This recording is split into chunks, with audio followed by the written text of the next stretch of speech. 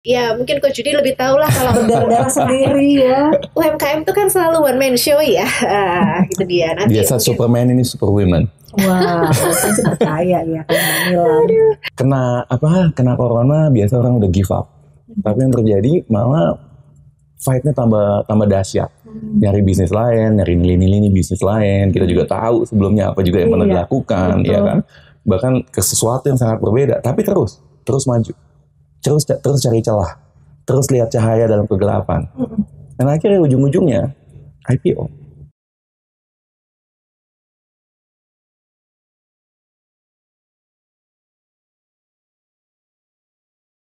Ternyata abis listing di pasar modal nih. PT Sari Kreasi Boga ya Mbak Nilam ya? Benar Mbak Rara. Jadi kemarin galau-galaunya juga curhatnya sama Coach Judy juga tuh waktu itu.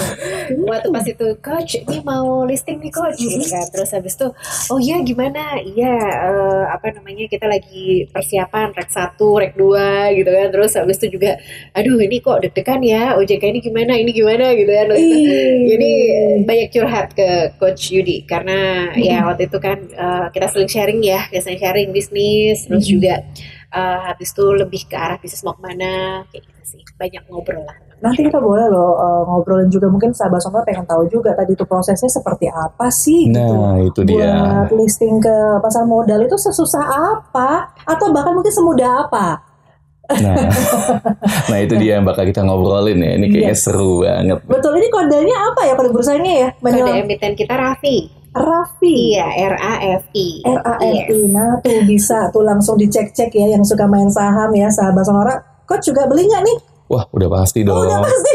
Beli Coach, waduh saya belum tahu banget ya.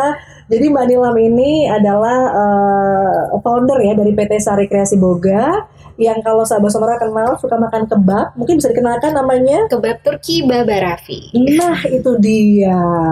Udah pernah nih kayaknya. Kebabnya lagi meluncur ke sini sudah pesan langsung ya. Ini operator kita udah biasa makan kebab Turki Baba Raffi juga. Nah kita supaya juga sahabat Sonora lebih mengenal kebab Turki Baba Raffi, mungkin bisa diceritakan nih Mbak Nilam. Ini belakangan saya lihat di sosial media tuh kan sibuk banget ya, wawancara ini itu, banyak interview ini itu gitu ya. Tapi mudah-mudahan untuk sahabat Sonora meluangkan waktu untuk menceritakan nih kebab Turki Baba Raffi, kan pengen tahu behind the story karena waktu itu kita industri yang lain ya. Nah untuk yang satu ini sampai dengan perjalanan melantai di bursa saham ini berapa lama, seperti apa perjuangannya, dan apakah Mbak Nilam sendiri? Enggak. Tentunya kalau yang namanya kita sudah mau main ke pasar modal, pasar saham itu ibaratnya harus digerubyuk gitu ya, rame-rame gitu ya. Karena memang PR-nya banyak banget, kerjaannya juga banyak banget. Jadi memang sebenarnya kalau perjalanan Baba Raffi itu kita mulai dari 2003 Mbak. Nah 2003 sendiri kita benar-benar masih private company gitu ya. Dan kemudian 2008 dari Surabaya kita pindah ke Jakarta. Nah 2008 kemudian kita 2017 sempat pencak kongsi. Jadi kita harus share Baba Raffi menjadi 2. Tapi kemudian juga 2019 yang untuk PT saya, karena kan kita jadi 2, otomatis saya membawahi PT Sari Kreasi Boga. Sebelumnya kan ada namanya PT Baba Raffi Indonesia, dan itu harus ditutup.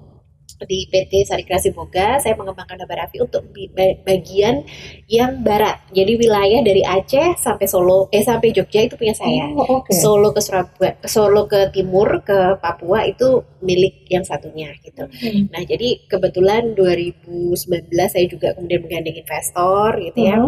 Nah, kemudian juga akhirnya menjadi partner dan kita ngobrol banyak tuh. Nah, memang kebetulan beliau dulu sudah pernah pengalaman ya dengan IPO dan lainnya. Nah, kemudian juga kita memang melihat sisi lain sih sebenarnya dari kalau saya itu kan punya expertise-nya di franchise, di food gitu ya. Nah, akhirnya kita mencoba untuk menggali bidang lain yaitu supply chain. Karena kebetulan juga kok 2020 adalah corona ya, Coach ya. Jadi kayaknya nggak banyak yang bisa dilakukan, apalagi soal investasi lagi sangat menurun. Tapi kita memutuskan untuk lebih memperbaiki kinerja dari perusahaan sendiri. Jadi memang akhirnya banyak outlet yang tidak perform kita tutup karena memang ya corona juga keadaan berat ya, ada lockdown dan sebagainya.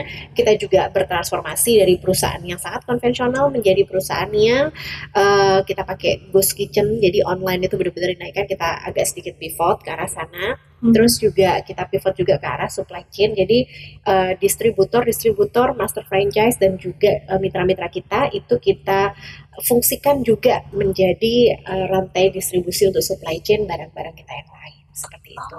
Nah, alhamdulillah ternyata dengan ya namanya keadaan itu kan gak ada yang ideal ya, Mbak Rara, Coach Yudi. Kalau ideal mah ya udah bahagia gitu ya kenyataannya. Tapi ternyata itu dia yang membedakan satu dengan yang lain adalah gimana caranya ketika kita lagi dalam keadaan terdesak gitu kan, sebenarnya kita mencoba mencari peluang lain. Nah, alhamdulillah ternyata ini works banget, bagus banget gitu ya. Dan supply chain kita alhamdulillah masukannya luar biasa gitu. Dah dari situ kita memutuskan 2021 kenapa kita kayaknya it's a good time untuk coba untuk IPO gitu ya. Selain mengukuhkan juga bahwa company kita ini adalah company yang memang sudah siap untuk berkembang gitu ya di tahun after corona gitu kan. Terus juga kita juga ada supply chain selain dari waralabanya sendiri, dan tim kita juga sekarang kan sudah lebih bertumbuh ya. Kalau dulu kan saya sendiri single fighter ibaratnya, ya mungkin Coach Yudi lebih tahu lah kalau berdarah sendiri ya. UMKM itu kan selalu one man show ya. Itu dia. Nanti biasa mungkin Superman ini super women. Wah, saya sih percaya ya kan Nilam.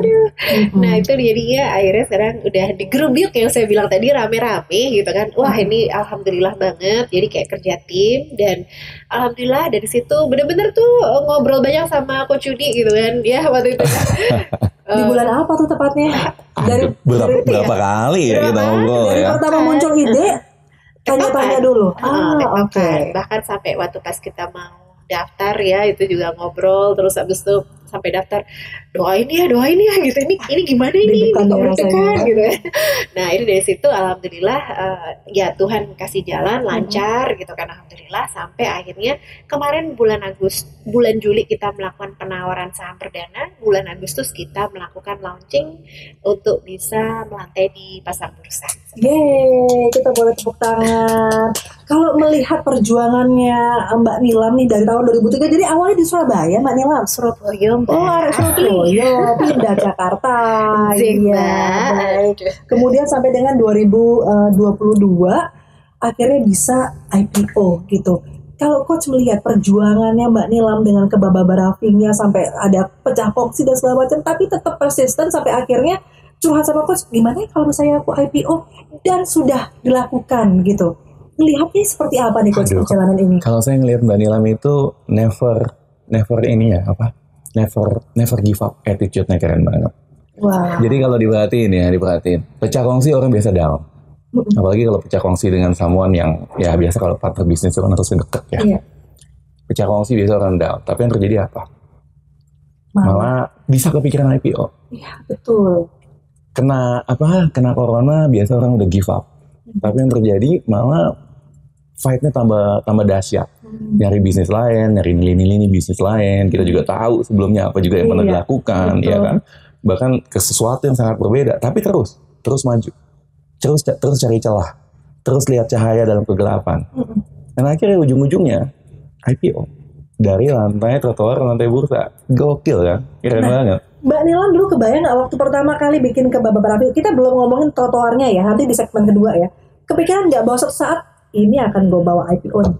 Nggak ada Mbak, orang jualan gerobakan kaki lima pinggir jalan. Kalau kehujanan dikejarin sama orang gila, Satpol PP ngejar, walah Mbak. Saya sempat nonton juga nih waktu Mbak Nilam cerita dikejar-kejar Satpol PP, dikejar-kejar preman, dimintain dipala gitu ya. Udah gitu saya tuh zaman dulu namanya masih kan sebagian masih mau ngolah bahan baku di rumah ya, udah ke outlet tuh pakai daster gitu kan, karena masih ngurus anak kan waktu itu juga. Ya Allah Mbak, itu kayak rasanya mencari duit gini amat ya.